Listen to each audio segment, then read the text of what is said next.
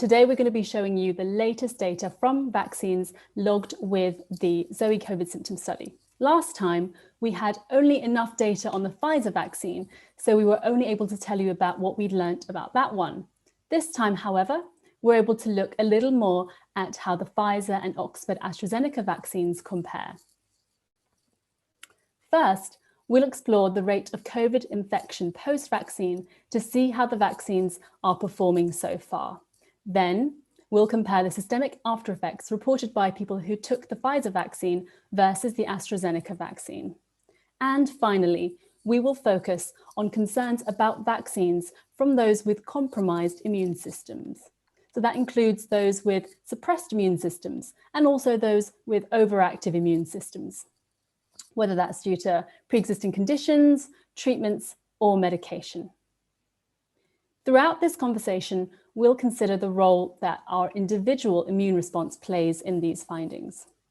Please remember, when submitting questions, try to focus on these themes.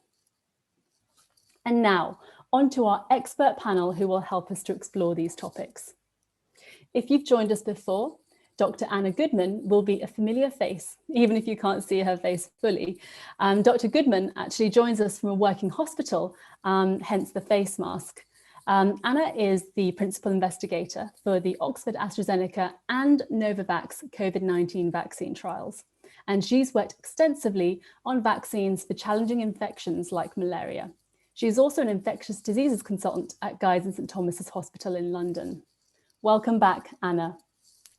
Thank you very much. It's a pleasure to be here.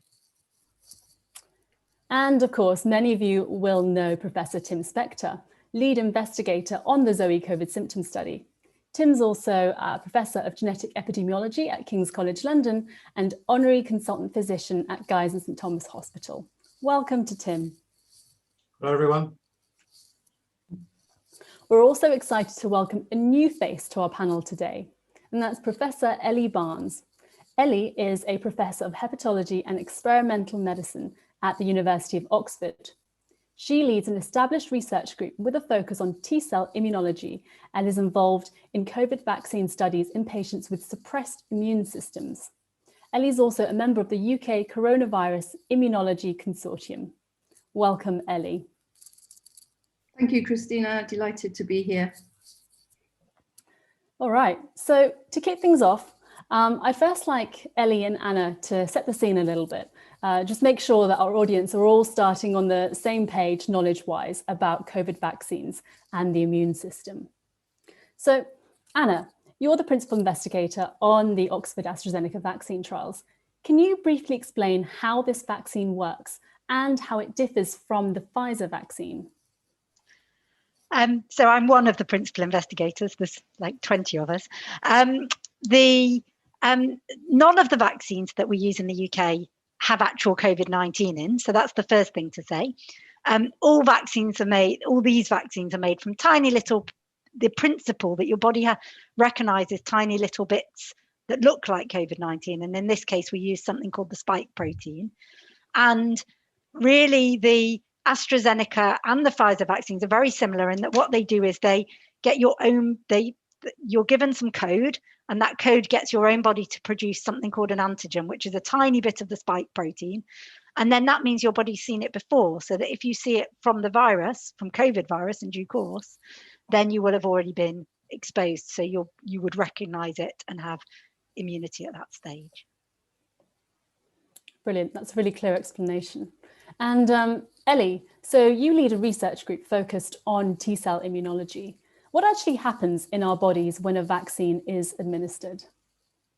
Yeah, so maybe I could explain that from the outset. When you have your first injection and the vaccine goes into your muscle in your arm, and once the vaccine gets into the muscle cells, it expresses a very small part of the COVID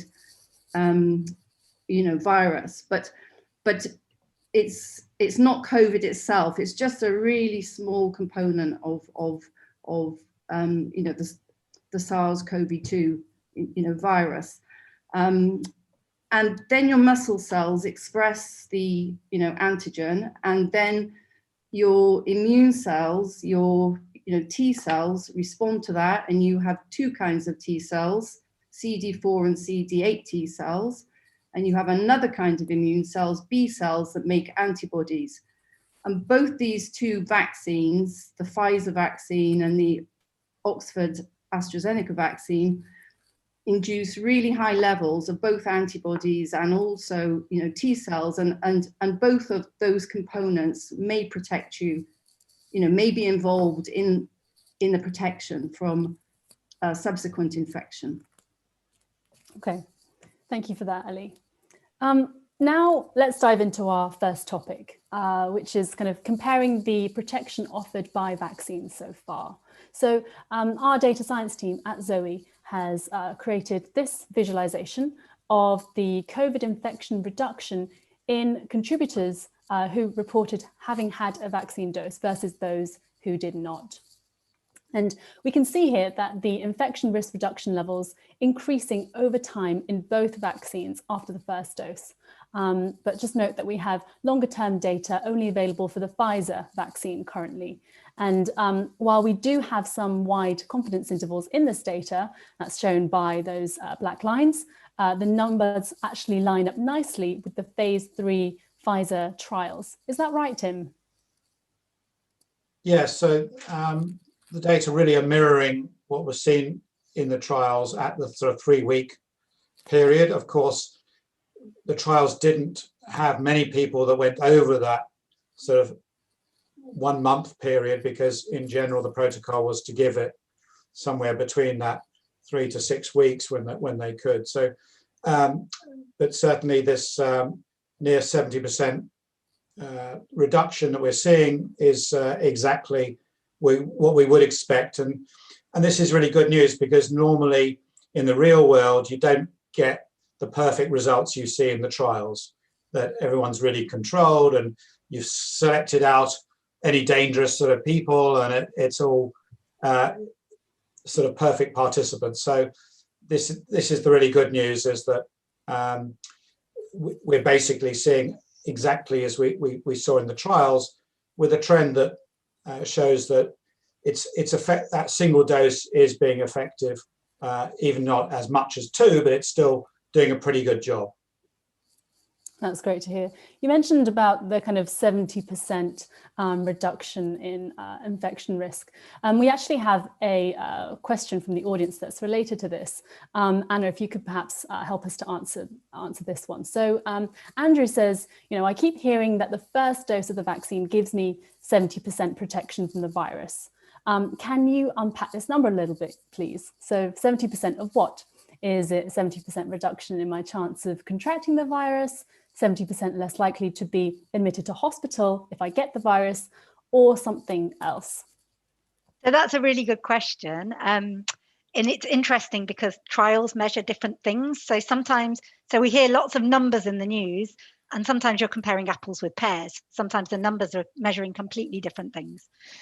In the AstraZeneca and the Pfizer trials, the thing they measured to measure what's called vaccine efficacy, which is when you're measuring how it works in a trial, they both looked at mild disease. So people who had symptoms and had a positive swab. That was the thing that the headlines are talking about. In the AstraZeneca trial, they did also try and look at asymptomatic swabs, so when people swab every week. But the headlines that you hear in the news are from those trials were about mild disease. But what then has been fantastic is that we've then seen in the real world the actual effectiveness, showing that also we reduce hospitalizations really, really well. So people will have seen in the news the data from Public Health Scotland and Public Health England showing that really that's what you get. So you get higher than 70%, maybe in the 90s, in terms of preventing you ending up in hospital. So that's the bottom line of those numbers. That's really good to hear. And just to kind of dig into the AstraZeneca numbers a bit more that we see on the chart here. So whilst the infection risk reduction levels for the Pfizer and AstraZeneca vaccines appear to be somewhat comparable 5 to 12 days after people receive their first vaccine dose, the level of risk reduction for the AstraZeneca vaccine seems to fall behind slightly that of the Pfizer vaccine at 12 to 21 days. Now, I do recognise that obviously the confidence intervals here are pretty wide, But would you be able to help us shed any light on why this is and whether it matches up with what you saw in the vaccine trials that you ran as PI? So I think the key thing is those black lines. So if I wouldn't look at the bars, I'd look at the black lines. And you'll see that the black lines for 12 to 21 days are basically in the same place. So I don't think the specific numbers on here we can't compare, because how it's all being measured is different from how it was being measured in the trials. It's not exactly the same. Like I say, I don't want to compare apples with pears. But what we can see is that all these lines are giving good results, and all the vaccines are working in real life, which is great. And just to add to what Anna said, I think also consider that here we're looking at mild disease, and probably the most important thing is not whether you get a very slight cough or fever for a couple of days, it's whether you go to hospital or not, or perhaps get long-term symptoms. And so it could well be that it isn't exactly the same correlation in the two vaccines, so that we're likely to get a much bigger effect in the sort of real life, the more serious illnesses, which is the aim of the whole vaccine. Okay, understood. And Ellie, many people have asked us if those of us who've been vaccinated are indeed immune to the virus. How does the variability of individual human immune systems play into this?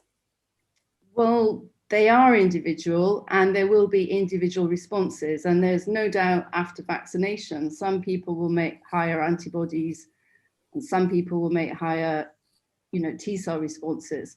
What we can't give anyone at the moment is an absolute quantitative cutoff of those that we can kind of associate with, protection moving, forward. So even if you have a relatively low measure of antibodies after a vaccination, you may still be fully protected. And I think this just highlights an issue that's going to come across the world really in the next 6 to 12 months, is what are the immune correlates of protection? What are the things we need to measure to say we think this person is protected and this person is not? And this becomes all the more important when you start talking about patients who are on immune suppressive therapies, when they may actually fail to make a kind of robust response to the vaccine. I think we're going to talk about that later. But there's no perfect measure, but broadly, people make robust antibodies and robust T cells after, definitely after 2 doses of the vaccine, less so after a single dose. But how you link that to protection, directly is still being worked out in the field. Yeah, just to add to that, in our department, we did a test through people, 2 to 4 weeks after the vaccine, and 9 out of 10 of us had, more than 4-fold increase in antibodies. So after a single dose, yeah, so that would sort of fit roughly with this this data. But as you said, it's not black and white yet, but this could end up being how we get future passports and things, based on some algorithm that works this out in more detail. Yeah, I mean, and then there's going to become an issue about how different hospitals are going to measure this, where we're going to measure this, which platforms are we going to use, how are we going to standardize those assays. If passports, move into play, all of these things will matter. Yeah. Yeah, so Ellie, I think that point you made earlier was really interesting about how, you tend to get a pretty strong antibody response after both vaccine doses, perhaps a little less after just 1 dose, as this kind of aligns quite well with some of the questions we're seeing from a lot of the audience, where people are not testing positive for antibodies after being vaccinated, and wondering if that means that the vaccine didn't work. Anna, perhaps you'd like to take this one. You're on mute, Anna. Still on mute. Apologies, sorry, I hit mute. So there's a few things that come into play. So one thing is the antibody test that somebody had. So you might have had an antibody test against something called the N protein, the nucleocapsid, which is the other part of the SARS-CoV-2 virus. So just because you've had a negative antibody test doesn't mean that your vaccine hasn't worked. And then also, as Ellie said, sometimes you might have a small amount of detectable antibody, but that doesn't mean that it's not going to have necessarily, we don't yet know exactly how that equates to your definite immunity. So I think we just have to, if your doctor has, it's good to have tests for different bits, because if you have symptoms, it's nice if the doctor can tell if it's COVID separate from the vaccine, but we'll see how things change in the future. Yeah, just to come in there, most of the public available tests are for the COVID virus, antibody tests, not for the vaccine at the moment. So that's the reason for some confusion. So they're coming, that there will be these double tests, but most of the ones out there are just for the COVID, which is, we'll get a different response to the vaccine in most cases. Right. And related to this, Ellie, would you say if there are any other tests that people can do to check their level of immunity? I mean, you mentioned kind of T cells and B cells earlier. Are there tests for these as well? Yeah, there are. So most hospitals at the moment are starting to, roll out standardized CE marked platforms for measuring spike antibodies, and it's spike antibodies, as Anna mentioned, which is the thing that you'll need to measure. So those are happening. T cells are a bit harder to kind of measure. They take a bit more, they're just a bit more, complex, with many, functions, and different assays measure those particular T cell functions in different ways. But there are standardized T cell tests. The Ellie spot, ironically, is a very standardized test for looking at how T cells, respond. And we can measure that in the labs, and that is happening now.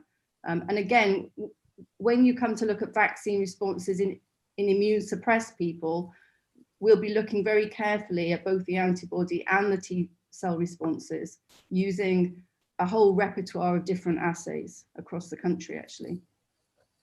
Yeah. Right. Okay. Before we move on, just worth mentioning, a lot of people are worried about these new variants and whether the original vaccines work against them. And there was this a few weeks ago, a worrying, very preliminary data showing that a single dose of vaccine wasn't very good against the South African variant. But I think there's been some more reassuring data showing that once you've had the second dose, really it sort of clobbers all the variants, and we just needed time to show that. Ellie, do you want to? Yeah, I think that's exactly right, Tim. We've got Oxford, data which basically shows that exactly, that after one dose, your antibody titer is not so high. It's high, but it's not super high. And that is not enough to neutralize the South African. And the Brazilian variant is very like the South African variant. So you'd expect that to behave in the same kind of way. After you give the second dose, you get really robust neutralization of the South African variant. So I think we can be reassured with that. And even after a single dose, the data of these vaccines in South Africa itself shows that a single dose, prevents you from hospitalization and severe infection. Yeah, so that's probably the most important thing that people are worried about, isn't it? That you may not get zero symptoms, but you're still likely to be protected at some level, regardless of the variant at the moment. Yeah, and I think the whole thing supports the government strategy of the prolonged interval, actually, whereby you get one dose now into as many people as possible to prevent the population from, getting severe infection. But you do need the second dose to get fully protected. I think we want to give that message very clearly. You should have the second dose. And we're going to keep needing boosters, aren't we, as it mutates anyway? Yes, possibly, depending on how the variants spread around the world. but I think the next generation of vaccines will be specifically designed to counteract the South African variant that we're observing now. It's good to know. There's only so many mutations a virus can make before it's no longer able to infect cells. So it's unlikely to kind of go on, indefinitely. And SARS-CoV-2 is not the same as influenza. I'm not sure we'll need vaccines every year yet. We'll see. Time will tell. We've seen most of its tricks, you think? We've seen it can have tricks. How readily and how often it turns them out is yet to be seen. I hope it's not too often. Yeah. Okay. So I think the core message there is very reassuring, right? There seems to be protection against those new variants, especially if you have had 2 doses of the vaccine. So absolutely do make sure you go and get your second dose. Yeah. So now let's move on to our second topic, which is the after effects of the vaccines. We'll be focusing on systemic after effects, and these are the symptoms that are felt in other areas of your body that are not the injection site, or which might affect the whole body. So there could be things like headache, fever, unusual joint pains, and more. And all the systemic effect data we'll show you today includes responses to both Pfizer jabs, but only the first AstraZeneca jab. So from our data, what we observed was a higher rate of these effects in the Oxford vaccine over the Pfizer vaccine, just over double, in fact. Anna, is that expected from the different ways that these 2 vaccines operate? So I think what really these graphs show is that in the real world, the side effects were much lower than we expected from any of the trials. And it's fantastic. We're only, we expect people to get, and remember, this is all side effects that are being measured. So this can be a mild headache or some fatigue, and it's all together. It doesn't give me here how bad they are. So I think, as I said last time we were here, I think side effects can simply be reassuring. I don't think they're anything to worry about. And I don't think we need to worry too much about the level for a particular A versus B vaccine. One thing that is interesting is that we saw in the trials is that people get more symptoms with their first AstraZeneca dose and more symptoms with their second Pfizer dose. So those people, that 30% that you're showing, can at least feel reassured that going into their second dose, they might have less symptoms next time around. That's really interesting. Why do you think that is, Anna? I'm not exactly sure why it happens in that way. I guess it's a different way that it's stimulating, at this point, the innate immunity, so part of the immune system's in our body. Sure, okay. And you said earlier, that having these side effects is almost kind of reassuring. But actually, we've got some questions on Slido, including one from Mim, saying that, she's had after effects, but her husband didn't. So she's asking, what does that mean? Should people be worried if they don't experience any side effects at all? So the side effects that you get are related to your innate immune response, which is the first line of your immune system's defense, either to an infection or to a vaccine, and that is quite a separate thing from the kind of T cells and antibodies that protect you from subsequent infection later on, which take much longer to evolve. They come over the next kind of 2 to 4 weeks after you've had a vaccine. So I think you can almost disconnect the link between the side effects post-vaccination and whether or not you'll be fully protected after vaccination. I don't think just because you haven't had side effects to vaccination, that isn't an indicator that you've not responded to the vaccine. I think you're perfectly capable of still mounting a really good T and antibody cell response, even though you've had no side effects to vaccination. You can be reassured of that. Yeah, right. 80% of people, so it's yeah, exactly. That's exactly right. Most people have no side effects. That's right. And some people are saying, actually they're not worried about these immediate adverse effects from the vaccine, as inconvenient as they might be, but they're actually more concerned about adverse effects 2 or 3 years down the track. So these longer term side effects. What would you say to people with these concerns, Ellie? Well, the vaccines don't hang around, and I can't see any biological reasons why you would have nasty side effects 2 to 3 years afterwards with these particular vaccine platforms.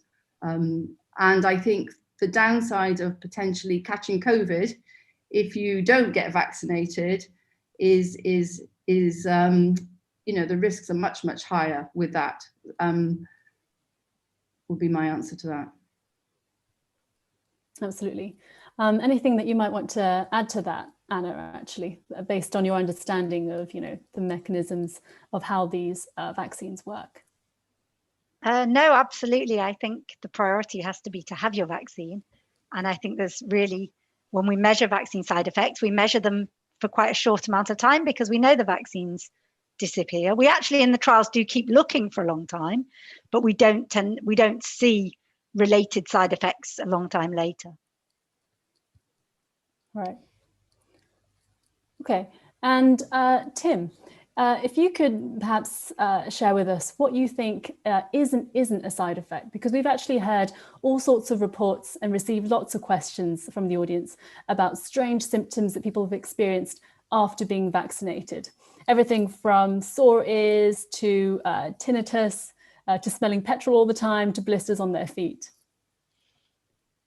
Yeah, well, you've got to remember that we're doing over half a million people having a vaccine every day, and a large proportion of them are reporting these in the app. So this is a huge amount of people who every day might be having some of these funny symptoms anyway.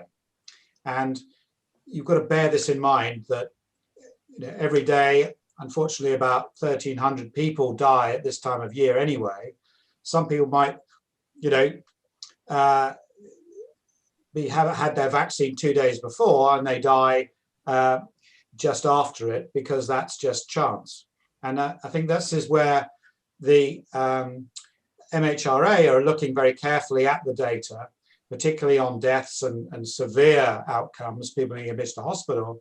And they are finding, yes, there are hundreds of people who have died who've had the vaccine, but they would have been expected to die anyway. So it's this whole thing of working out what's due to the vaccine or what is just due to giving a vaccine to over 20 million people. When you've got half the population, when you have this amount of people who are going to get cancers, heart disease, death, various neurological problems, etc. So far, there's no evidence in any country that's been looking at this, and the Americans are also looking very carefully at this, that the amounts of severe problems or deaths is actually more than you would have expected, given the age group and the timing of the vaccinations. And it's still possible there are some mild effects that might be related to the stimulation of the immune system.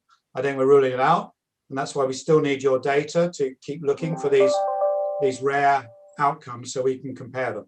I think that's really important. But the other thing to bear in mind is that we are getting reports that people are getting symptoms just after being vaccinated that they find might be related to the vaccination, but it's actually related to actually having COVID.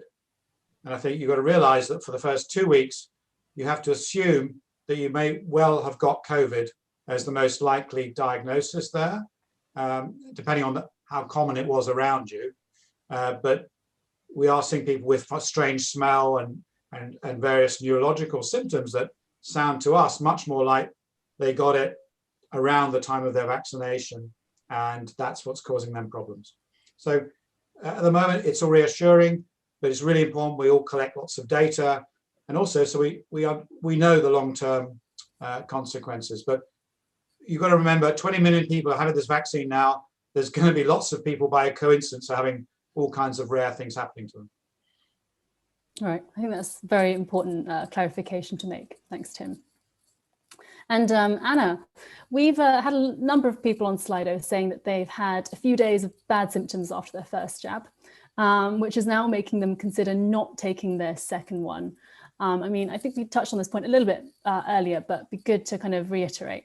And, you know, especially given that data is showing that more people tend to report systemic effects after their second dose.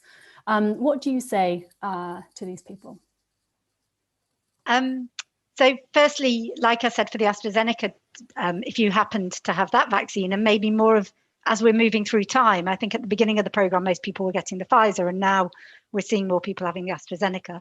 And then those people can expect actually less symptoms at their next vaccine dose. And then the other thing I would say is it's really important to simply consider taking paracetamol the next morning, because that can really ablate those problems. So instead of feeling grotty the next day, you might feel fine. And then, of course, and if you do that on your first dose as well, people who haven't had their first dose, then you'll feel more positive about going for your second dose. I can understand that if you did feel not so great after your first dose, that reluctance, but please remember that COVID's going to be potentially much worse than those symptoms you had after the first dose. So the thing that you're trying to protect against is serious. Absolutely. And then just looking further at our data, right, we're seeing that the experience of systemic after effects by gender, women tend to experience higher incidence of after effects than men. Ellie, is this kind of consistent with your experience? Yeah, I think the two genders have a different immune system to some extent. Women are kind of better at coping with infectious diseases generally. They're more able to counter things like influenza. They respond better to, vaccines. There's less childhood mortality in little, girls from little boys. Actually, it starts as, young as that. So there's definitely differences in the immune responses between men and, women. Man flu is actually a real thing. When a man has actually got influenza, he's got higher viral loads and he's more sick. So all those people that have been rude to their partners about, man flu, you should feel really bad about that because he really will be feeling more unwell probably. And all of that is probably, reflected potentially in the side effects that we're observing here. So, it's interesting. On the counter side of that, women get more autoimmune diseases because sometimes they have a more overactive immune system that can cause them problems, and men don't have that. So there's pros and cons in all of this, but they're different for sure. Okay, understood. Yeah. And finally, on the topic of after effects, we previously reported that lots more people who'd previously tested positive for COVID seem to have a much higher rate of systemic effects from the vaccine. Yeah. So Ellie, what happens differently when a vaccine is introduced to an immune system that's already been exposed to COVID previously? It is different, and there's emerging data to show this now, that when you've had an infection, a COVID infection, your T cells especially become activated when you first become infected. And then over the weeks after that, they become memory T cells and they kind of calm down, and then they're able to respond very rapidly to subsequent vaccination. So if you've been infected before and then you get a first dose of vaccine, you have a really excellent response to that single dose, comparable to someone that wasn't infected before and was on their second dose. That's the data that's just coming out in preprints. The government advice is that you wait a month between a COVID infection and your first vaccination, mostly so that you can kind of disentangle the side effects from COVID and side effects from vaccines. Would you wait longer, Ellie? Than if it was you, would you wait longer than a month? If I was in a kind of non-prevalent area, I think there's an argument for that, because actually the longer you leave the immune system to mature before you stimulate it again, the more effective a response you might get. That's another good rationale for the 12-week interval between vaccines. So there's an argument for a long interval, whether it's between vaccines or between infection, but you don't want to catch COVID. And the downside to all of this is after you get COVID infection, your immune response wanes over time. So 3 months would seem a sensible time, because then you'd get your booster then, wouldn't you? Yeah, exactly. I'd agree. So Ellie, just to check, does that mean that if someone has an ongoing COVID infection and they're invited to take the vaccine, they should perhaps wait, or they should take up the invitation? No, anyway I think if you're offered it and it's a month since you had your COVID infection, you can take the vaccine. and you'll Okay. make a fantastic response to it. Yeah, that's good. And what about those who might be suffering from long COVID? Is there any special consideration that they should take? Yeah, I think it's fair to say we don't understand the pathophysiology exactly of what's happening yet in long, COVID.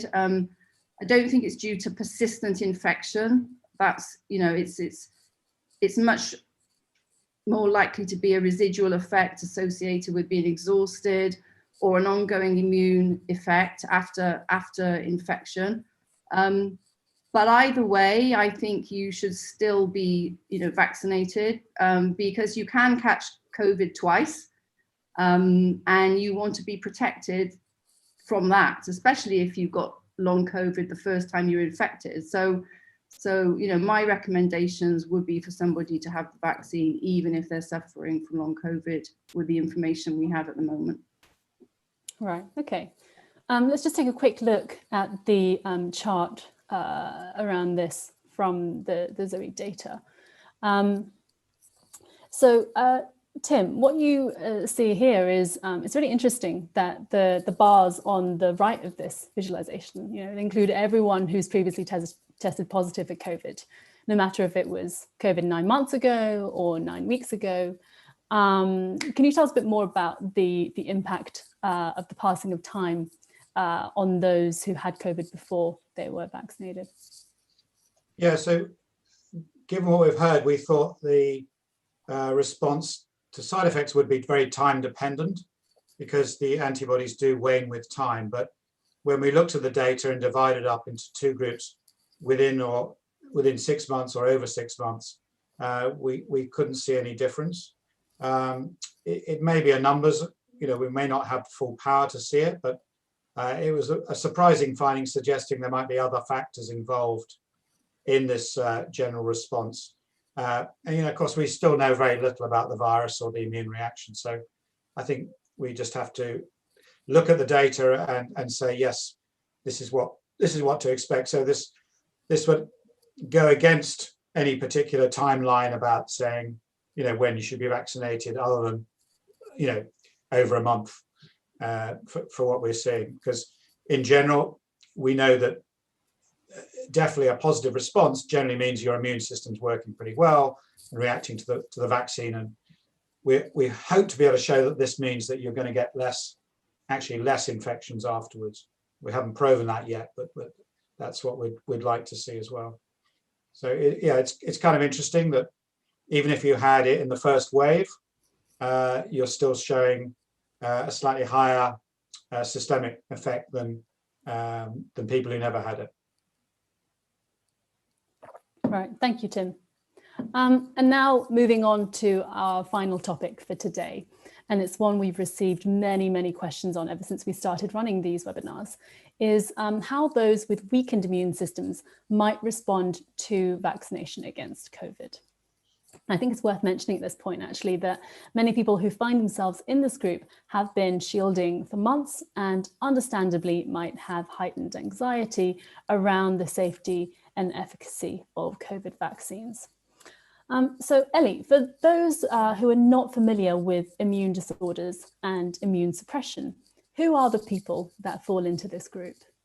Yeah, I mean, there's hundreds of thousands of people in the UK that will be immune suppressed, and there's various causes of that, which we broadly divide into primary and secondary kind of immune deficiency. Primary is where you have some inherent problem with your immune system, and that's relatively rare. But there's very large numbers of people who have got chronic diseases like renal disease or liver disease or cancers, all of which, as a consequence, can affect your immune responses for very complicated reasons. And then, in addition to that, there's a large number of people that are taking immune suppressive therapies to control autoimmune diseases, like patients with rheumatoid disease or inflammatory bowel disease. So across the spectrum, it's pretty diverse in terms of the causes of immune suppression, but there's a lot of people that are in this position. So I'm not surprised you've had a lot of questions about it.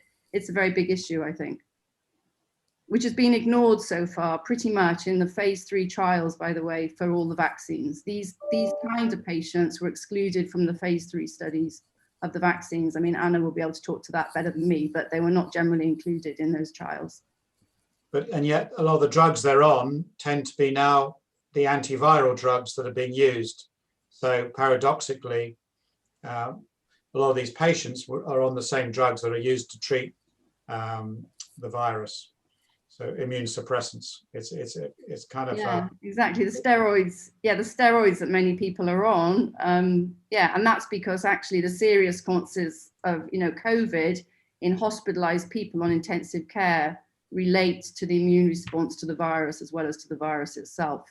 But I'm thinking also of biologics and things like for sure, methotrexates and all these other ones that many patients are on that would have actually protected them. And that's maybe why we haven't seen great risks and deaths in this group of people that we were. I mean, our chronic liver might have been expecting. Anna's maybe not agreeing, but I think certainly in rheumatology, there's been evidence there've been actually less problems in rheumatic disease patients than expected, which might have been related to the drugs. So there might be some blessings there. Yeah, I just want to kind of emphasize something that Ellie touched on there about kind of involvement of people who have kind of immune disorders in vaccine trials. And I'd like to ask Anna perhaps to tell us a bit more about, the involvement of those people in those trials. Yeah, so the first set of trials that you do for a new vaccine, you want to really prove they work, of course. You want to check if they work. And therefore, you choose people with the best immune system possible in the first place.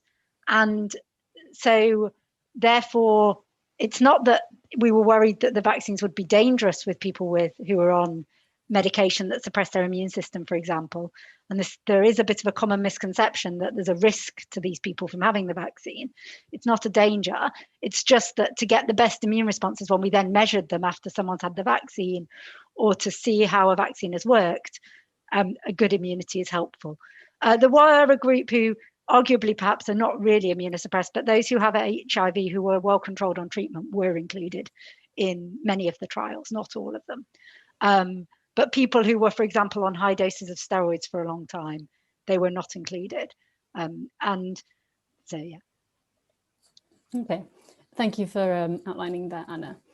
Now, so the Zoe COVID symptom study, we don't have lots of data on contributors' individual circumstances when it comes to their immune system.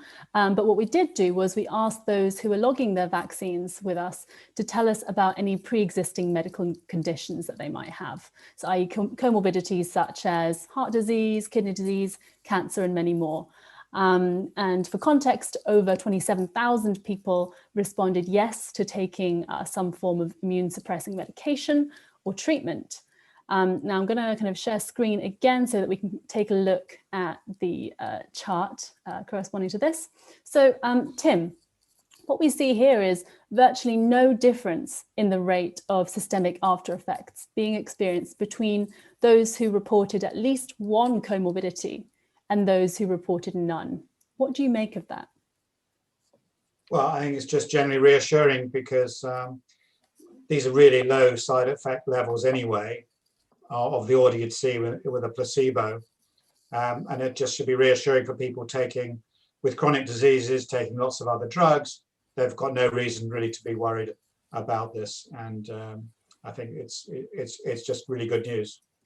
I think you can delve into individual ones, but as a group, there's absolutely nothing worrying there at all. So whether you're healthy or sick, you're probably going to have a similar response for the large part. And hopefully this will be reflected in protection. Okay, brilliant. And now just looking at some of the questions from Slido, we're seeing some questions about kind of specific kind of conditions and how that interacts with COVID vaccines. So Ellie, perhaps you could take this one. Can you offer any advice for people with conditions like ME or chronic fatigue syndrome or fibromyalgia, please? in terms of what they can do before they have the vaccine to support the immune system before and after vaccination? Yeah, I mean, I think supporting the immune system means leading a healthy life, essentially. So it means not smoking, for sure. It means not drinking to excess. It means eating healthily. It means exercising. So all of those things, I think, are associated with a healthy immune response. That's a kind of, a different question to how a patient's going to respond who are actually on immunosuppressive drugs. And I think that question, we really don't know the answer to that question yet. There's a national study that's just started this week, which will hope to address that, but we don't have the answers yet to that question. Okay. And Tim, perhaps you'd like to elaborate a bit more actually in terms of, the things within people's control that they can do to perhaps improve their immune response to the vaccine. Yeah, well, many of these people may find it hard to exercise, and therefore I think diet is probably the key thing that people can control, and we're getting increasing evidence of the link between diet and the immune system that works via the gut microbiome. So even in a few weeks, you can actually improve your gut health sufficiently to improve your immune system. And I think this is something everyone should be looking at: a gut-friendly diet, getting a whole variety of plants, cutting out junk foods for a few weeks, really building up the good things in the diet, multiple plants, fermented foods, and cutting out junk foods. And that, I think that's a pretty good recipe for most people, and everyone can do that. And if you can exercise, of course, that's great, and other things obvious, like getting lots of sleep, etc. But increasingly, particularly the older or group or people with immune problems, then I think diet's going to play an increasing critical role. And we've got some data coming out soon from the app showing how important diet actually is. Yeah, that's right. And another question that's been upvoted quite a lot on Slido. So how does taking immunosuppressant medication for rheumatoid arthritis affect the efficacy of the vaccine? In my case, AstraZeneca, the statistic 17% of people won't be protected is concerning. Yeah, I don't think we know that it's 17% yet. A national study has just started. It started last week. Oxford recruited our first patients Monday. It's called OCTAVE. It stands for Observational Patient Cohort, T cells, antibodies, and vaccine efficacy. I have to practice that. That's a long one. But essentially, we are recruiting patients initially at Birmingham, Glasgow, Imperial, and Oxford, who've got a range of conditions: inflammatory bowel disease, liver, renal, cancer, and rheumatological diseases. And those patients then receive the Oxford, AstraZeneca, or the Pfizer vaccine, and we're very carefully on single platforms measuring their T cell and antibody responses. And we hope that over the next 12 months, this may extend across the whole country to become more of a consortium than just focused around those few hospitals, because I think this is a national issue, and these are national questions, and we should be addressing them nationally. And I think that's what we hope to do over the next 12 months. It's a very important study, I think. Okay. And just looking at the comments, so, I think both Tim and Ellie mentioned things about kind of exercise and how the role that plays in, maximizing the immune response for these COVID vaccines. And a lot of comments from the audience about, not being able to exercise. So what do you suggest to these people, perhaps as an alternative? We'll start with Anna. So I think the main thing is to go and have the vaccine, and I don't think, we all want to do something to help ourselves, of course, but the vaccine should stimulate your immune system, and by going to have it as soon as possible, hopefully, please don't worry if you then can't exercise or can't eat the right foods for 2 weeks or something. The most important thing is to actually have the vaccine.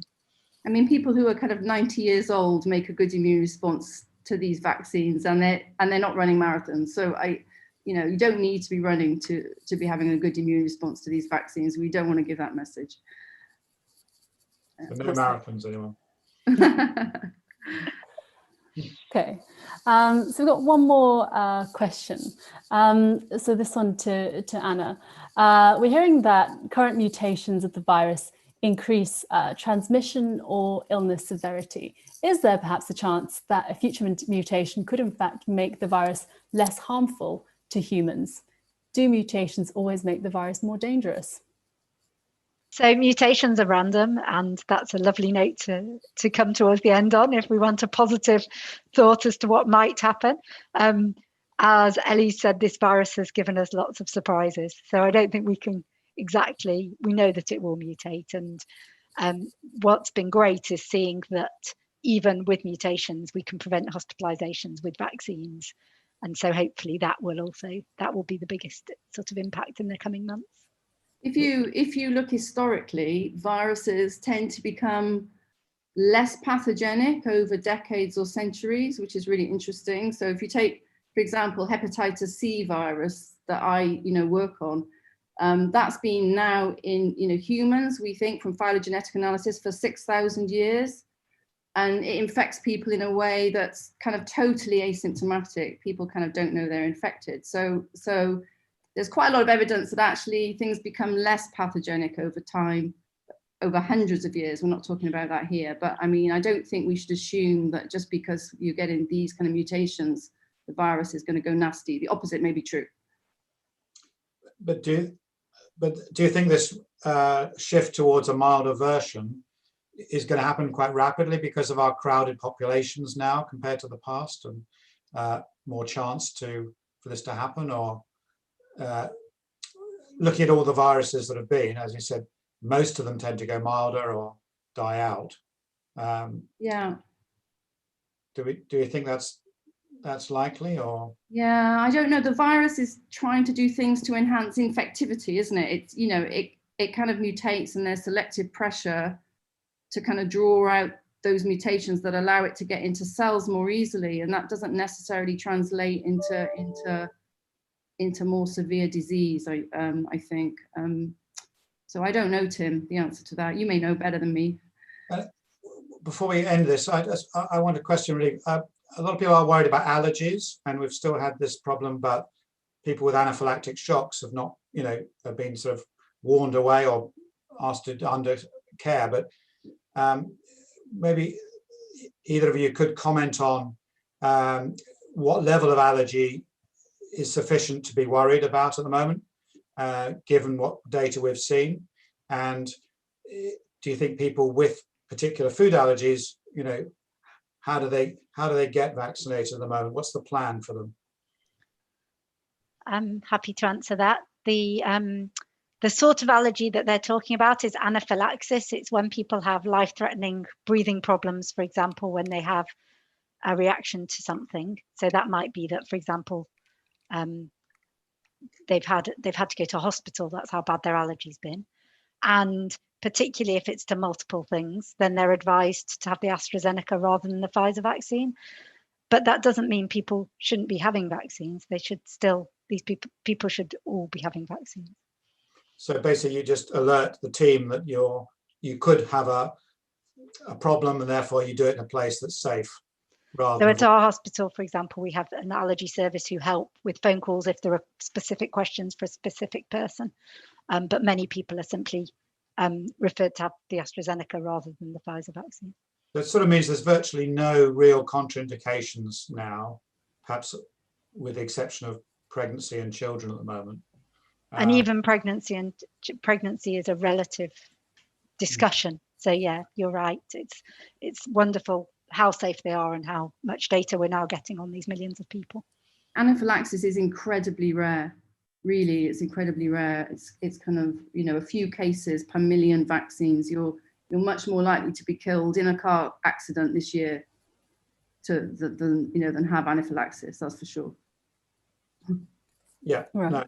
no, it's been overblown by the media. I think that's, every time there's a nut allergy problem, it's all around the world. But actually, lots of people with allergies they're unwell with it, but they're not that fatal consequence. So I think the message is, even if you do have an allergy, get your vaccine. Just make sure you're doing it in a centre that knows all about it. I think and for immune suppressed people also, just to be crystal clear about this, for people who are immune suppressed or think they are, these vaccines should be completely safe given what we know about their mechanism of action. So, the issue here is not, are the vaccines safe? We're very sure that they, will be. The issue is, are they effective? And that we need to measure. So I just want to be clear that we think these will be safe for immune suppressed people.